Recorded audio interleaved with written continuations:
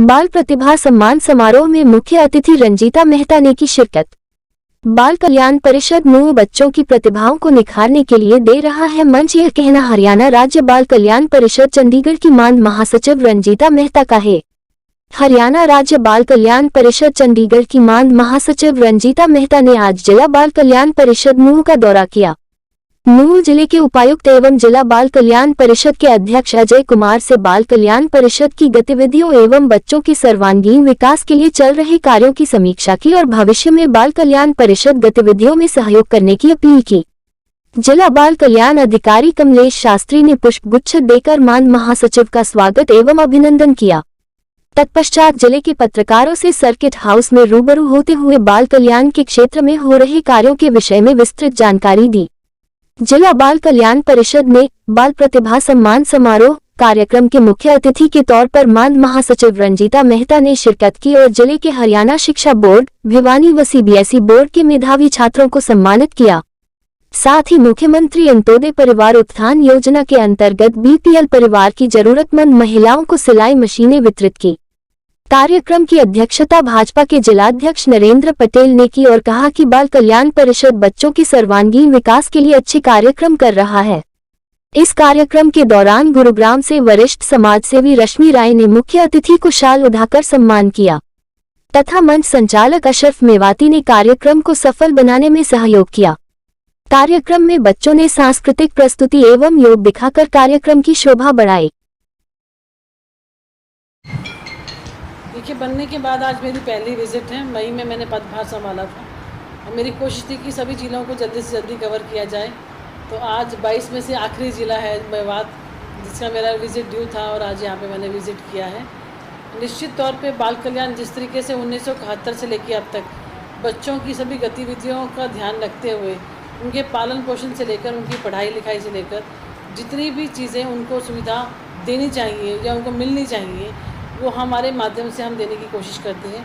22 के 22 जिलों में हमारे 47 बड़े और मिनी बाल भवन हैं, जिसके तहत हम बच्चों की परवरिश से लेकर उनकी पढ़ाई लिखाई और उनकी हर एक्टिविटी को हम पंख लगाने का काम करते हैं। हमारे पास अपेक्षित अनाथ और विकलांग बच्चे और फिजिकली और मेंटली चैलेंज बच्चे भी हैं और हमारी कोशिश रहती है कि जो नॉर्मल बच्चे हैं जिनकी एडॉप्शन हो सकती है, उनकी एडॉप्शन कारा के माध्यम से सभी एडॉप्शन हमारे यहाँ से की जाती है। हमारे पास 1 दिन से बच्चे से लेकर 18 वर्ष तक की आयु के बच्चे हैं। जो बड़े बच्चे हैं वो छिछरौली में मैक्सिमम हमारे पास 250 की संख्या में है। उनकी पढ़ाई लिखाई का पूरा ध्यान वहाँ रखा जा रहा है और 18 वर्ष की आयु तक जब तक अपने पैरों पर नहीं खड़े हो जाते तब तक बाल कल्याण की तरफ से उनको हर सहायता और सुविधा प्रदान की जाती है। और जहाँ तक विकलांग और विशेष बच्चों की बात है, उनकी सेवा के लिए बाकायदा अटेंडेंट्स जो हैं दिन रात उनकी सेवा करते हैं। आज की दौर में जब एक माँ बाप ऐसे बच्चे को छोड़ देते हैं क्योंकि उसका पालन पोषण नहीं कर सकते, वहाँ पर बाल कल्याण का जो स्टाफ है जिस तरीके से जिस शिद्दत से उनकी सेवा करता है, आज उनकी सेवा की ही पराक्रम से आज वो बच्चे ज़िंदगी जी पा रहे हैं। और कुछ बच्चे तो ऐसे भी हैं जिन्होंने अपने टैलेंट को निखारा है और आज वो विकलांग बच्चे कंप्यूटर कोर्सेज करके आज किसी न किसी जॉब पे पदरत हैं और उन्होंने अपनी ज़िंदगी को नॉर्मल ज़िंदगी के साथ जीना शुरू किया है। निश्चित तौर पे अभी तक तो बिल्डिंग्स ना होने की वजह से ही अभाव था। अब बिल्डिंग तकरीबन बन के तैयार हैं और जो हमें हाल ही में पीडब्ल्यूडी की तरह बिल्डिंग दी गई है उसके अंदर अभी इलेक्ट्रिसिटी की प्रॉब्लम है, वो अभी सुविधा आनी बाकी है और निश्चित तौर पे जल्दी ही सभी गतिविधियाँ यहाँ शुरू कर दी जाएंगी। मेवात का इलाका एक ऐसा इलाका है जो सबसे पिछड़ा हुआ इलाका कहलाता है और मैं धन्यवाद करना चाहती हूँ मुख्यमंत्री जी का और महामहिम राज्यपाल बंडारू दत्तात्रेय जी का, जिन्होंने इस छोर को भी इतनी ज़्यादा तवज्जो देकर यहाँ पर इतने अच्छे भवन तैयार किए हैं ताकि यहाँ के बच्चे भी हर सुख सुविधा का आनंद वहाँ पर ले सकें। और मैं ये मानती हूँ कि जिस तरीके से गतिविधियाँ हमारे बाल भवन पर कराई जाती हैं, तो हरियाणा के मुख्यमंत्री जी ने अंत्योदय के तहत 3 स्कीम्स दी हैं, जो कि सिलाई सेंटर खोलना, कंप्यूटर सेंटर और एक ब्यूटिशियन का कोर्स। ये तीनों चीज़ें बच्चे सीख कर जो है कम से कम अपने पैरों पे खड़े हो सकते हैं। तो तीनों अंत्योदय के तहत स्कीम्स जो हैं वो हमारे बाल भवन के द्वारा चलाई जा रही हैं, क्योंकि जो मैं मानती हूँ कि मेवात की जो बच्चियाँ हैं कहीं ना कहीं +2 के बाद अपनी पढ़ाई छोड़कर घर पे बैठती हैं, वो ज़्यादा आगे नहीं पढ़ती हैं। तो उनके लिए उनके हुनर को निखारने के लिए कोर्सेज़ बहुत ही लाभप्रद हैं, जिसके तहत वो ये टैलेंट सीख कर घर पर बैठ कर ही अपना ब्यूटिशियन का कोर्स करके एक सेंटर खोल के अपनी कमाई कर सकती हैं। और साथ ही सिलाई कढ़ाई का जो हम काम सिखाते हैं उसके तहत वो बच्चों के कपड़े सिलकर, अपने कपड़े सिलकर भी अपना पेट भर सकते हैं। कि अभी हाल ही में हमने 3-4 नई चीज़ें शुरू की हैं। एक तो ऑनलाइन क्लासेस जो हैं इंग्लिश स्पीकिंग कोर्स के लिए, जो कि मैं मानती हूँ कि हमारे हरियाणा के बच्चे हर फील्ड में बहुत माहिर हैं, पर कहीं ना कहीं इंग्लिश बोलने के टाइम पे उनका हाथ तंग आता है।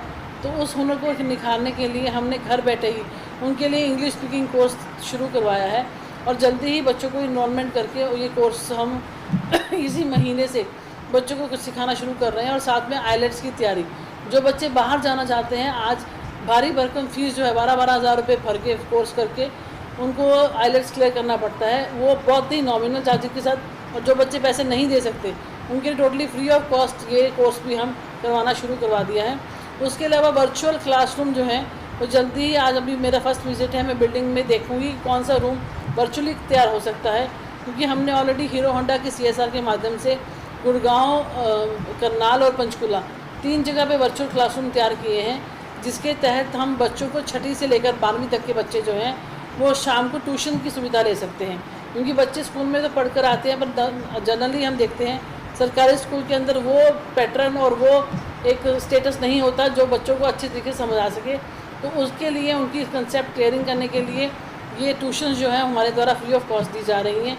उसके अलावा नीट की तैयारी है और ऑलरेडी कॉम्पिटिटिव एग्ज़ाम्स की तैयारी है, वो भी उस वर्चुअल क्लासरूम के माध्यम से हम एक ही जगह पर बैठकर हज़ारों बच्चों को पढ़ा सकेंगे, जिसका लाभ जो है निश्चित तौर पे मावात के बच्चे भी लेंगे। देखिए, मेरे संज्ञान में नहीं है, ऐसा नहीं होता कि सैलरी ना मिले, कई बार ग्रांट पीछे से लेट हो जाती है। पिछले कोरोना काल के अंदर हमारी एक ग्रांट जो थी वो लैप्स हो गई थी, जिसके कारण थोड़ी सी तंगी आई है। अब हमारे जो अधिकारी हैं, ऊपर डायरेक्टर और जो हमारे को डायरेक्टर हैं, वो दोनों चेंज हो गए हैं और निश्चित तौर पे वो प्रक्रिया के अंदर कई बार साइनिंग डाउन फाइल आना और ऊपर जाने में थोड़ा समय लग जाता है।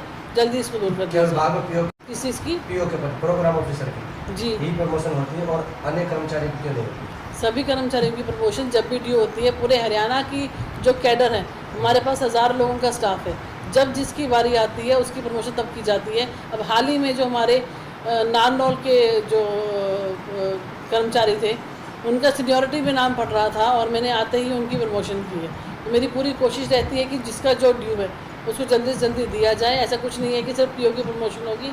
अगर क्लर्क की प्रमोशन ड्यू है और वो यहाँ पे कार्यरत है तो निश्चित तौर पे उसकी प्रमोशन की जाएगी। अगर कोई असिस्टेंट है उसकी प्रमोशन ड्यू है, उसके ऊपर कोई सीनियर नहीं बैठा है तो उसकी